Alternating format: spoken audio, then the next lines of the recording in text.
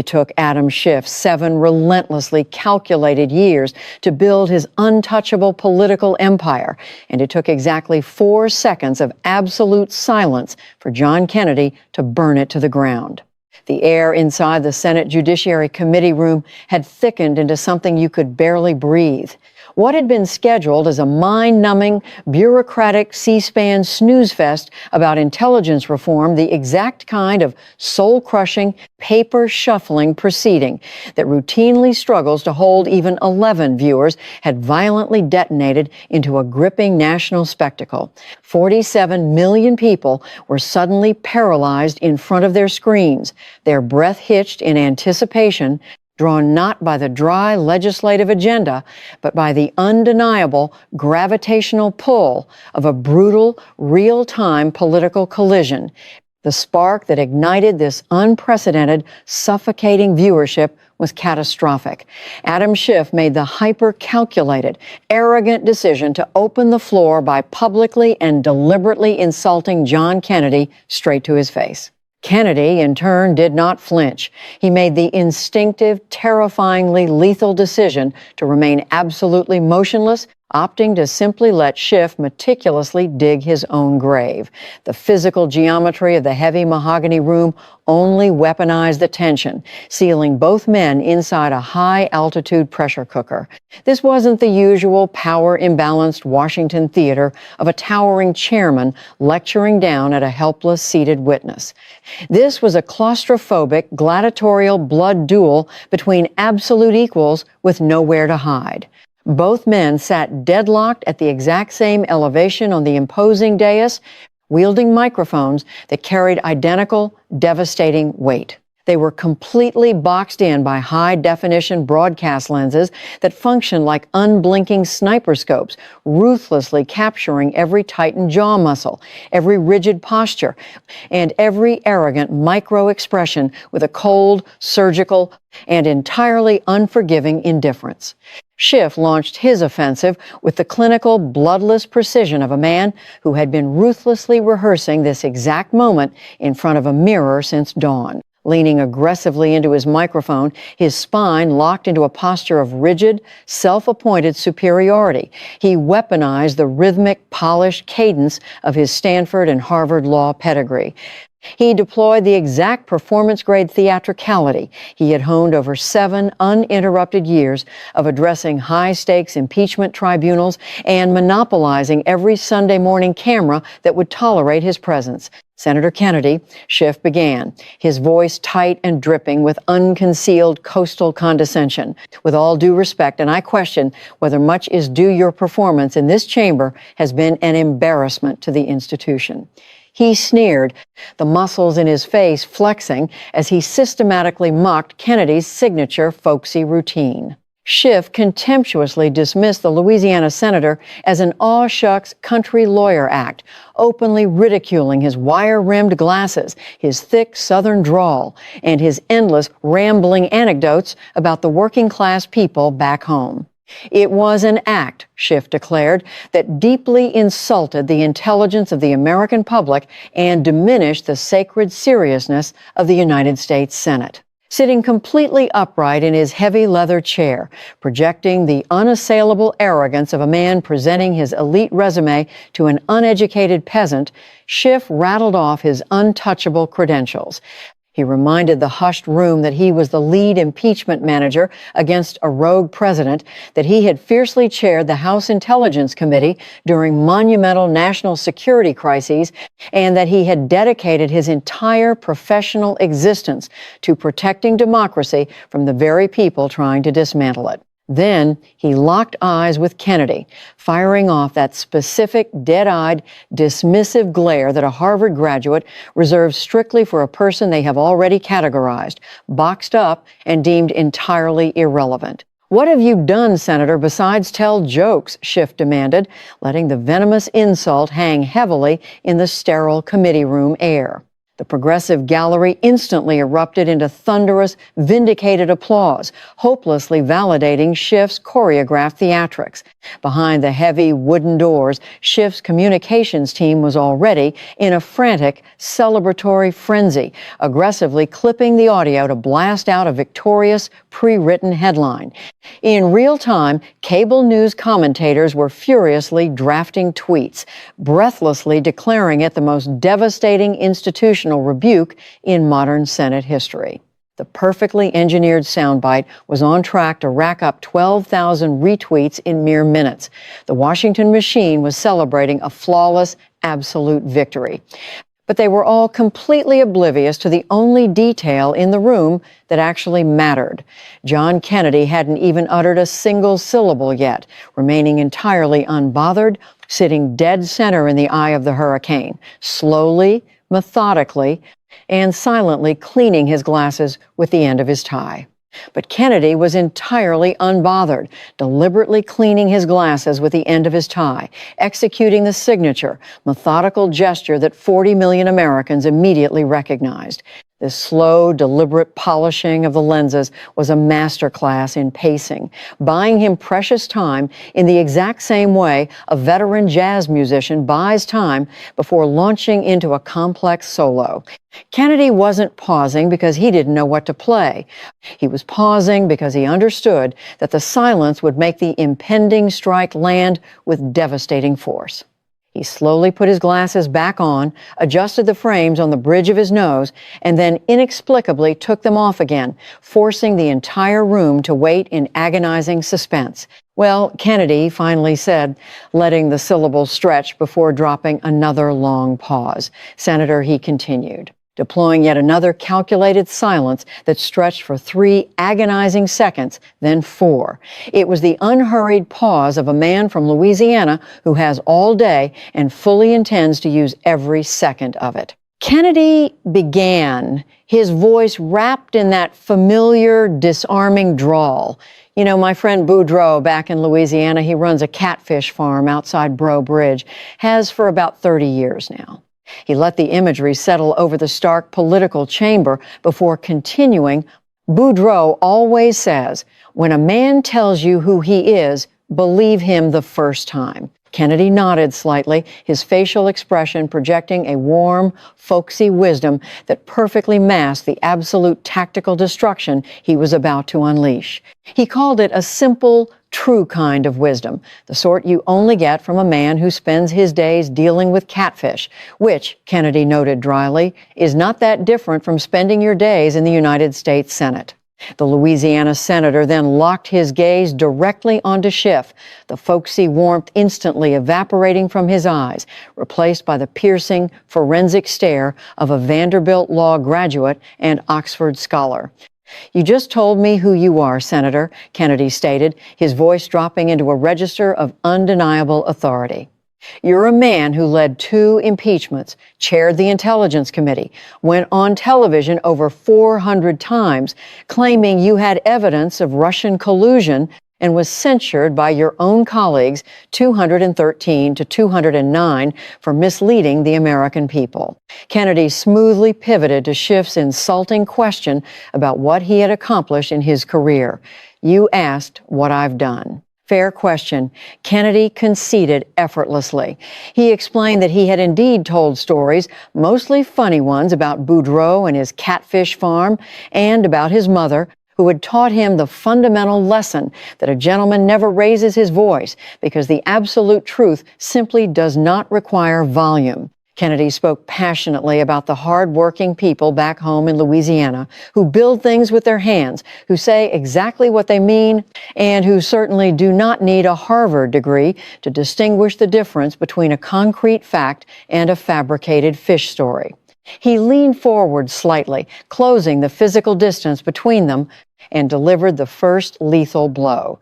The difference between your stories and mine, Senator, is that mine were meant to be funny. Yours were meant to be believed. Kennedy let the silence suffocate Schiff for a full beat before adding, and Senator, mine were true. He immediately shifted the crosshairs to Schiff's media obsession, declaring his intent to discuss Schiff's prolific television career. Because you do have a television career. In fact, I'd argue you may have the most impressive television career of any member of this body, Kennedy remarked, deadpan. And I say that as someone who's appeared on Fox News enough times to have my own parking spot. The gallery erupted into genuine laughter, the very first laugh of the tense hearing. Kennedy smiled back at them, a warm, disarming expression that brilliantly concealed his surgical precision, much like a beautiful southern magnolia tree conceals the unbreakable steel of its root system beneath the soil.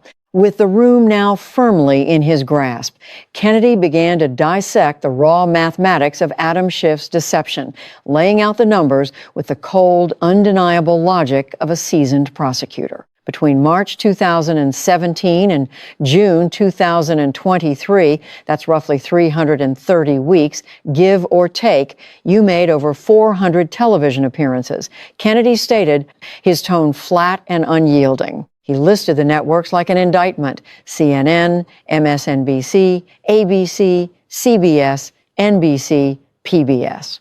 He named the anchors Schiff had used as megaphones: Jake Tapper, Wolf Blitzer, Rachel Maddow, Chuck Todd. Kennedy emphasized that Schiff was on all of them, appearing frequently, enthusiastically, and relentlessly consistently. Kennedy paused to slowly clean his glasses once more, a physical punctuation mark, forcing everyone to digest the staggering volume of airtime. 400 appearances in 330 weeks. That's more than one per week, Kennedy calculated aloud. He explained that maintaining a schedule of over one television hit per week does not describe a man who simply gets a random phone call from a producer and casually decides to share his thoughts. One appearance per week is a standing appointment. That's a schedule. That's a man who has a slot on the calendar between dentist and fundraiser that says "Lie to America" on CNN, Kennedy asserted, watching Schiff's jaw tighten defensively. Kennedy meticulously pointed out that on every single one of those 400 appearances, without fail, Schiff had repeated some variation of the exact same damning claim: "I have seen evidence of collusion between the Trump campaign and Russia."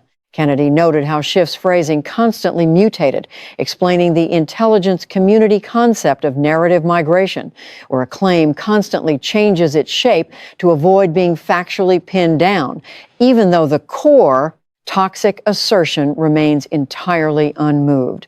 "I have secret evidence eventually morphed into the evidence is in plain sight, which subsequently devolved into collusion isn't a legal term." Kennedy deployed a devastating fishing metaphor, noting that Schiff's fish just kept getting bigger, but the moment anyone actually tried to measure it, the size miraculously changed. But Kennedy quickly abandoned the humor, his voice hardening as he outlined why Schiff's actions were infinitely worse than a harmless fish story. During those 7 years, you had access to classified intelligence that the American public did not, Kennedy reminded the hushed room. He painted a vivid picture of Schiff sitting inside the secure skiff, reading the highly classified briefings and attending the secret depositions. Kennedy hammered home the reality that those exact briefings, as later revealed by declassified materials and the damning Inspector General's report, told a completely different story than the one Schiff was peddling on cable news. "You knew," Kennedy stated, his eyes locked onto Schiff. He reminded Schiff that he had sat in classified briefings where witnesses, top Obama administration officials, intelligence community leaders, and key FBI personnel all testified under oath that they possessed zero direct evidence of a criminal conspiracy. You had those transcripts. You kept them classified for years. And you walked out of those briefings, drove to the TV studio, and told the American people the exact opposite of what you had just read. Kennedy summarized fiercely. Kennedy clarified that a fish story is harmless entertainment. But what Schiff executed was the deliberate exploitation of the gap between classified, protected knowledge and vulnerable public knowledge. It was a sacred gap designed strictly to protect national security, not to artificially inflate a politician's television career or arbitrarily sustain a false narrative for 7 grueling years. Kennedy then systematically rattled off the devastating conclusions of the federal probes. The Mueller investigation burned through 2 years, 19 lawyers, 40 FBI agents, 500 search warrants, 2,800 subpoenas, and 32 million taxpayer dollars, conducting the most exhaustive criminal investigation of a presidency in the history of the United States. The ultimate conclusion, absolutely zero evidence of a criminal conspiracy between the Trump campaign and the Russian government. The subsequent Durham investigation ground on for 3 more years, ultimately concluding that the original investigation never should have been opened in the first place, completely exposing the entire foundation as a fabrication. Kennedy reminded Schiff that his own colleagues in the House of Representatives, the very people he had served alongside for over 2 decades, ultimately censured him in a historic 213 to 209 vote, specifically for misleading the American public. Returning to his Boudreaux metaphor, Kennedy noted that while the catfish farmer wasn't great at math, once claiming he caught 47 fish when the cooler only held 12, even Boudreaux could calculate Schiff's arithmetic. 400 appearances claiming evidence. 3 separate investigations finding none. 1 formal censure for lying, Kennedy counted off. 400 minus 0 is still 0, Senator, no matter how many times you say it on television. Kennedy made it brutally clear that this was not a simple slip of the tongue or an honest mistake quickly corrected. This was a calculated, deliberate career choice to go on national television week after week for 7 uninterrupted years, telling the nation he possessed evidence that 3 distinct federal investigations legally determined simply did not exist. When Boudreaux tells a fish story, Kennedy explained, the whole feed store knows it's a joke.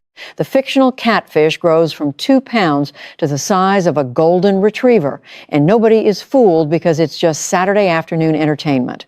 You told a fish story for 7 years and presented it as a federal case. That's not entertainment, Senator. That's something else, Kennedy said quietly. But you were consistent. I'll give you that. Consistently wrong, but consistent. Desperate to regain control of the narrative, Schiff leaned aggressively toward his microphone and interrupted. Senator Kennedy, the Mueller report explicitly stated that it did not exonerate. Kennedy didn't even blink, his timing impeccable as he cut Schiff off with terrifying speed. Senator, you've had 400 turns to talk. Let me have one. The gallery completely erupted, the sound of genuine, delighted laughter filling the chamber. It was the visceral, cathartic laughter of an audience finally watching someone say the exact thing they had desperately wanted, said for 7 agonizing years. Kennedy's interruption was a lethal kill shot, instantaneously reducing 7 years of Schiff's suffocating media dominance into a single, undeniable arithmetic fact, and doing it with effortless comedic timing. Never allowing Schiff a moment to recover, Kennedy ruthlessly pivoted to September 2019, reminding the room of the day Schiff chaired a highly publicized hearing of the House Intelligence Committee. Kennedy noted that Schiff had opened that critical hearing by supposedly reading the substantive text of President Trump's controversial phone call with Ukrainian President Zelensky.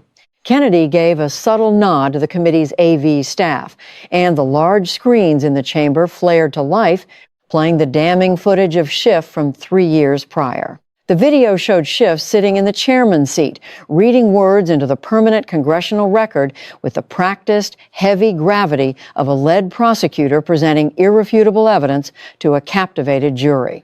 The video captured Schiff stating, "I have a favor I want from you, though, and I'm going to say this only 7 times, so you better listen good. I want you to make up dirt on my political opponent. Understand? Lots of it. Kennedy watched the video play out, nodding slowly with the specific, tired demeanor of a man reviewing bad evidence that hasn't aged well. Those words, Senator, Kennedy said softly as the video ended. The words you just heard yourself say on that screen. Those words do not appear in the transcript. Not a single one of them. He pointed out that the actual official transcript released by the White House on that exact same day said something completely different. You invented those words. You wrote fiction and read it from the chairman's seat of the Intelligence Committee on live television, Kennedy accused, his voice razor sharp. Kennedy then addressed Schiff's infamous excuse, calling it genuinely one of the most remarkable things he had heard in his entire 20-year Senate career. Schiff's defense that the fabricated reading was merely parody. Kennedy slowly removed his glasses, holding them loosely in one hand, and stared at Schiff with a complex expression that perfectly blended mild amusement with deep, paternal disappointment, looking exactly like a father who has caught his son in a lie so painfully obvious that getting angry feels pointless. Senator, I've been doing comedy in this chamber for 2 decades. I know what parody is. Kennedy schooled him. Parody is when the audience knows it's fiction. Parody is when Boudreaux tells you he caught a catfish the size of a Buick, and everybody laughs because everybody knows Boudreaux doesn't even own a boat. Kennedy methodically explained the constitutional danger of Schiff's actions, emphasizing that millions of Americans watched that hearing and genuinely believe the president actually spoke those exact words because they were delivered with the unassailable authority of the Intelligence Committee chairman, a position inherently trusted to tell the absolute truth. Kennedy noted that when the actual transcript finally proved a 0% match to Schiff's dramatic reading, Schiff lazily brushed it off as a joke. Senator, that's not parody.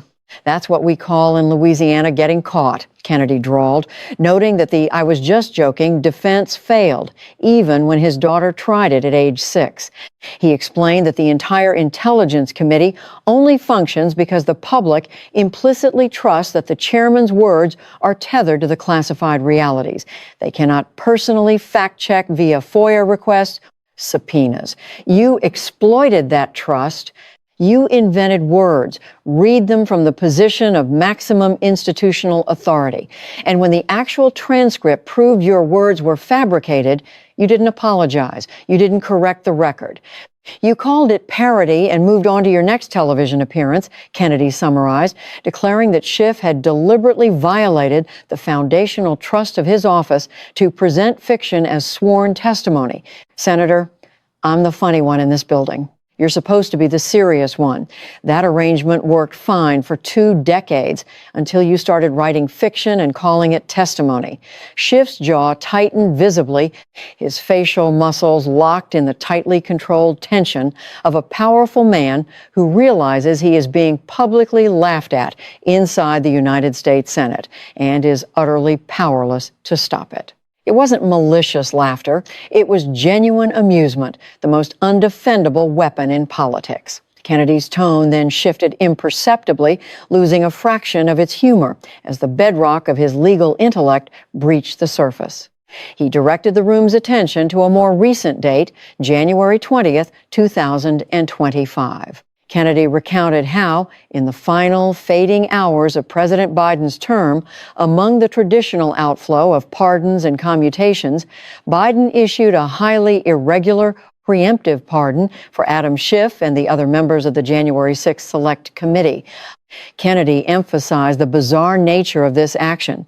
It was not a pardon for a conviction, a charge, or even a formal accusation, but a blanket pardon for things that had not even happened yet.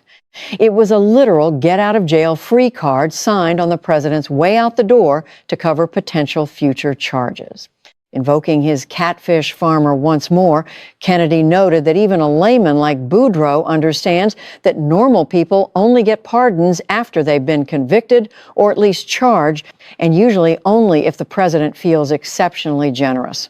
But a preemptive pardon, Kennedy mused darkly, a pardon issued before charges are filed, before an investigation is complete, before anyone has been formally accused of anything. That's different. That's not mercy, Senator. That's insurance. He explained that in Louisiana, if a man asks his lawyer for a pardon before being charged with a crime, the lawyer's immediate question is, well, what exactly did you do? Kennedy stared intensely at Schiff, pointing out the obvious truth that innocent people simply do not require pardons for crimes. Nobody has even accused them of committing. Senator, what did you do that required a preemptive pardon from the President of the United States on his last day in office? Kennedy asked, letting the question hang heavily over the dais. He clarified he wasn't explicitly accusing Schiff of a crime, merely asking the same logical question Boudreaux would ask. Kennedy noted he had been a practicing lawyer for 40 years, and in his vast experience, the only individuals who desperately seek preemptive legal armor are people intensely aware of the skeletons hiding in their own closets. He pointed out that Boudreaux, who simply catches fish and pays his taxes, sleeps like a baby without ever needing presidential clemency. Schiff's desperate need for a preemptive pardon before any charges were filed was, according to Kennedy, either the most overly cautious legal strategy in American history or the single most revealing one. Leaning into constitutional law, Kennedy cited Article 2, Section 2, reminding Schiff that the founders designed pardons to follow offenses, not precede them as exit insurance for the political elite. Quoting Louisiana logic again, Kennedy nailed the coffin shut. A man who locks the door before anyone knocks is a man who knows who's coming. And, Senator, you lock the door. Schiff reacted by placing his hands flat on the table, palms down, fingers splayed wide. It was a textbook gesture meant to project total transparency, a physical manifestation of I have nothing to hide.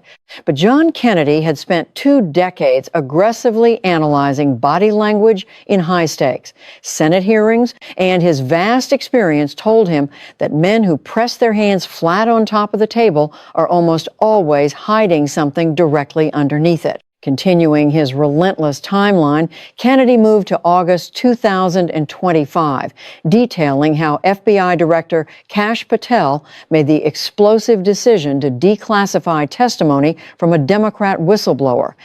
This individual wasn't a Republican operative, but a career staff member who had worked on the House Intelligence Committee for over 10 years. The whistleblower testified under oath to the FBI in 2017 that Adam Schiff had explicitly approved the illegal release of classified information, specifically intended to politically damage President Trump. Kennedy highlighted Schiff's deeply suspicious response to this devastating declassification. Schiff didn't hold a defiant press conference, didn't issue a comprehensive rebuttal, and didn't demand a public hearing to clear his tarnished name. Instead, his immediate reaction was to establish the Senator Schiff Legal Defense Fund, registering it with the IRS and opening it up to public donations to combat the whistleblower's sworn allegations. Kennedy, drawing on his 4 decades of legal expertise, noted that hiring a lawyer doesn't inherently signal guilt, but the ultimate red flag is when the lawyer suddenly needs his own lawyer. When the man who spent his career investigating others sets up a fund to defend himself from investigation, Kennedy mused. He delivered another piece of Bayou wisdom. When a man starts building a fence around his property at midnight, it ain't because he's decorating. It's because something's coming that he can't outrun and can't talk his way past.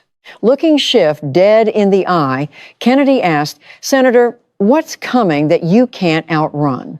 Kennedy then flawlessly synthesized the entire devastating pattern, explaining that prosecutors build cases strictly on patterns, and Schiff's was the most glaring he had seen in 40 years. He mapped it out mercilessly. The foundation was 400 TV appearances between 2017 and 2023 claiming fake evidence. The methodology was the September 2019 fabricated transcript excused as parody. The business model was the June 2023 congressional censure, instantly followed by a shameless fundraising email. The insurance policy was the January 2025 preemptive presidential pardon. And the current reality was the August 2025 whistleblower allegation forcing the creation of a legal defense fund. 400 appearances, one fabrication, one censure, one pardon, one whistleblower, one legal defense fund. Kennedy tallied relentlessly. That's not a career, Senator. That's a trail. And trails lead somewhere. Visibly panicking, Schiff leaned heavily toward his aide, engaging in the frantic, whispered, "What do I say?" consultation that is the universal hallmark of a politician drowning in his own unspooled financial and legal records. The desperate whisper lasted a full 4 seconds. Kennedy simply waited, radiating the endless patience of a Louisiana native who had all the time in the world. Kennedy then zeroed in on the June 2023 censure, emphasizing the profound gravity of a formal rebuke by the United States House of Representatives. He reminded the room that a censure is not a fleeting tweet or a media talking point. It is a permanent historical stain, a formal declaration by a member's own colleagues that they have grotesquely violated the standards of the institution. Kennedy expressed pure disgust at how Schiff reacted to this historic disgrace. Instead of showing shame, apologizing, or quietly resigning, Schiff arrogantly called the censure a badge of honor and immediately launched a massive fundraising campaign. Kennedy noted with grim irony that Schiff raised more money in the week following his public humiliation than in any previous week of his entire political career. "You monetized it," Kennedy stated, utterly appalled. He explained that while normal people like Boudreaux paying a $40 parking ticket feel shame when caught breaking the rules and quietly pay their fines, Schiff's immediate uncontrollable instinct was to turn his own public disgrace into a lucrative revenue stream. This action, Kennedy argued, revealed everything about Schiff's twisted relationship with reality. "The truth for you is not something you tell, it's something you sell," Kennedy declared. And business has been very good. Schiff shifted restlessly in his heavy leather chair, his body language screaming the uncontrollable urge to flee the room, violently suppressed only by the knowledge that walking out would generate an even worse viral clip. Paralyzed by the calculation of whether staying was worse than leaving, the man who had confidently dominated live television for 7 years was entirely incapable of making a simple decision. Kennedy slowly stood up, deploying his signature fidget, taking his glasses off, putting them on, taking them off again, signaling to the 40 million viewers that he was about to deliver the final historic blow. He laid out Schiff's entire resume in one suffocating breath. Stanford, Harvard, lead impeachment manager, intelligence chairman, 400 TV appearances claiming collusion, one fabricated transcript, one censure, one preemptive pardon, one whistleblower leak allegation, one legal defense fund, and absolutely zero evidence. Kennedy let the word zero hang in the air, allowing the enormous, crushing silence to amplify its devastating smallness. "You and I are both storytellers," Senator Kennedy said, drawing the ultimate contrast. He admitted his stories about Boudreaux's catfish and his mama's sweet tea were meant to be funny, and while they might be slightly exaggerated for comedic effect, their core was always true. Schiff's stories about Russian collusion and altered phone calls, however, were never meant to be funny. They were weapons of mass deception designed to be swallowed whole by millions of trusting Americans. The difference between a comedian and a con man, Senator, is that the comedian tells you it's a joke, Kennedy stated, his voice ringing with absolute finality.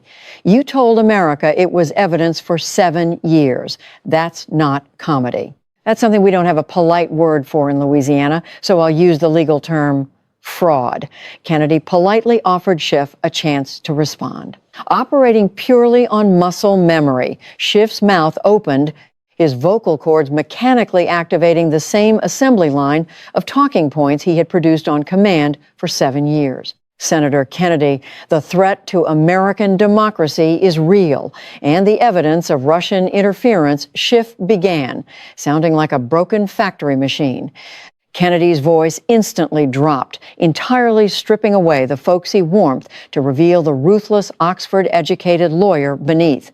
There is no evidence. Kennedy barked, his face dead serious. He rapid-fired the truth. Mueller said so, Durham said so, the Inspector General said so, and 213 of Schiff's own colleagues said so when they censured him.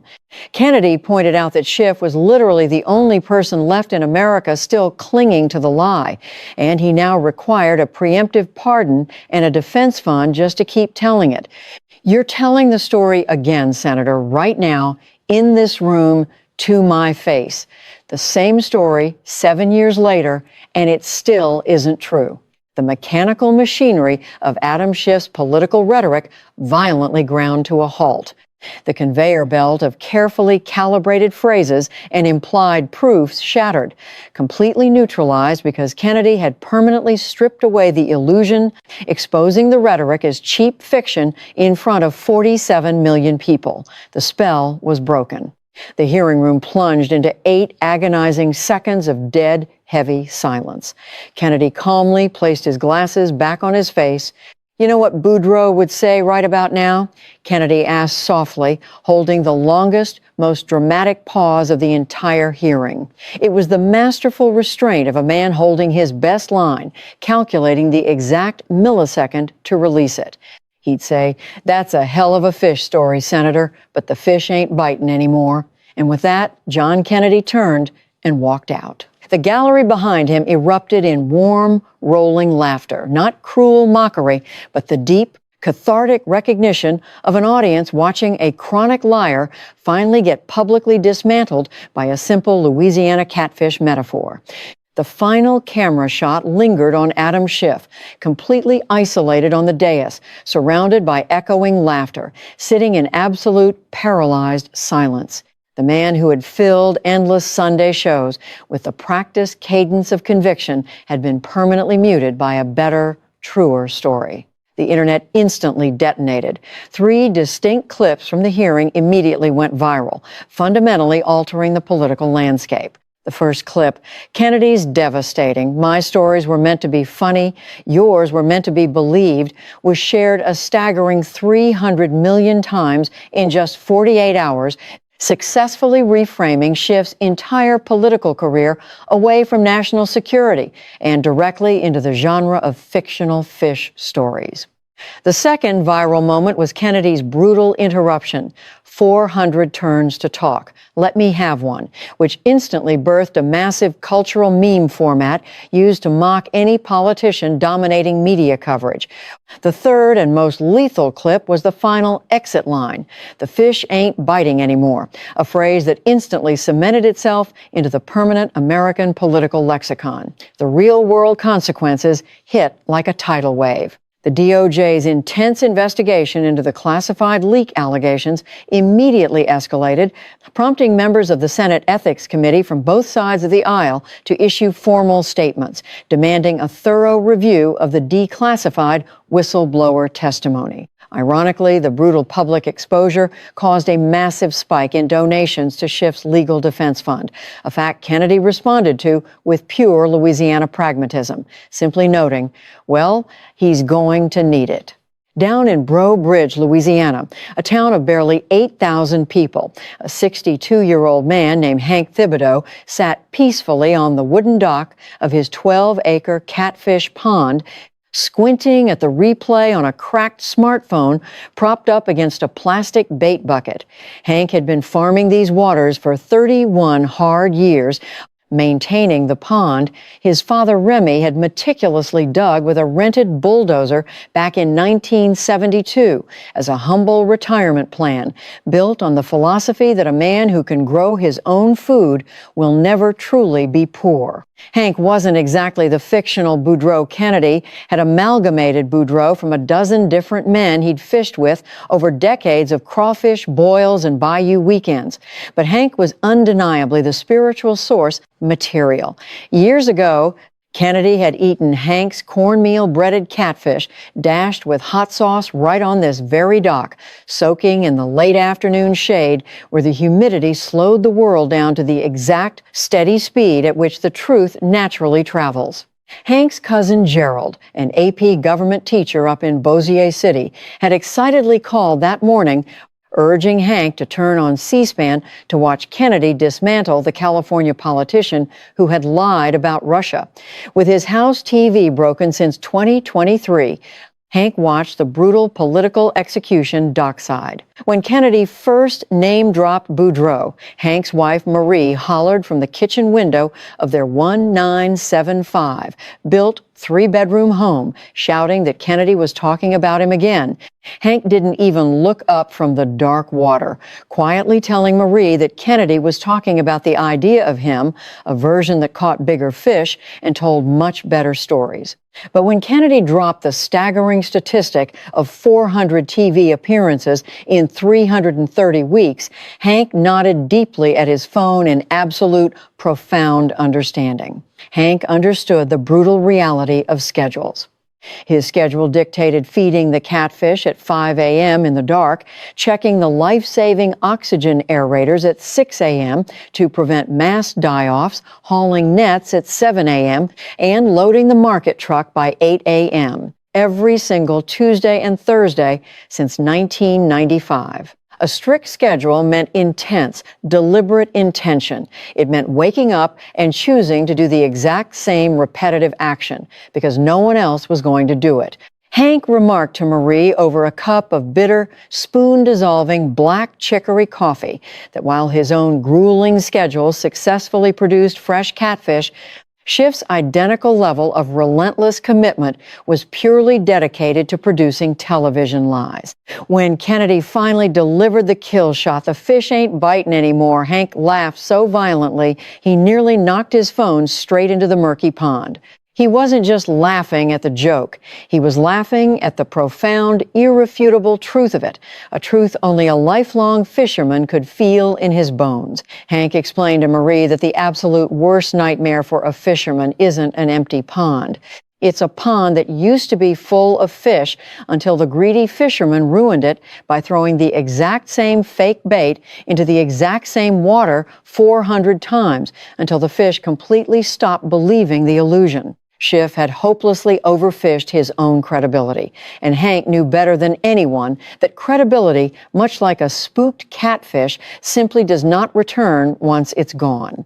Thousands of miles away, inside Kim's Cleaners in a fading strip mall on Brand Boulevard in Glendale, California, a 45-year-old Korean-American woman named Patricia Kim stood behind the counter pressing hot steam into a white Oxford shirt while listening to the explosive Senate hearing through a pair of white earbuds. Patricia's parents, Jin Soo and Yoon Hee, had fled Seoul in 1986 with only 2 suitcases, eventually building this exact dry cleaning business with their bare, chemically burned hands in 1991. The tiny shop eternally smelled of heavy pressing steam, harsh chemical solvents, and the distinct, unyielding ambition of the American immigrant. Patricia had taken over the grueling labor in 2015 when her father's arthritis crippled his hands, and she had run it entirely alone since her mother died of pancreatic cancer in 2019.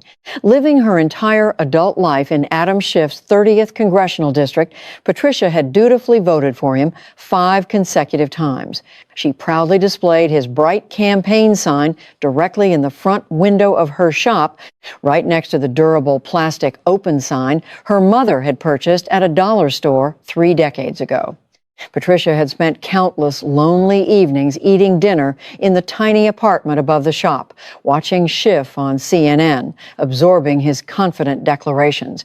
She implicitly believed his claims of Russian collusion because he was the powerful Intelligence Committee chairman, and as the daughter of immigrants, she was culturally hardwired to deeply trust American governmental institutions and the men who led them.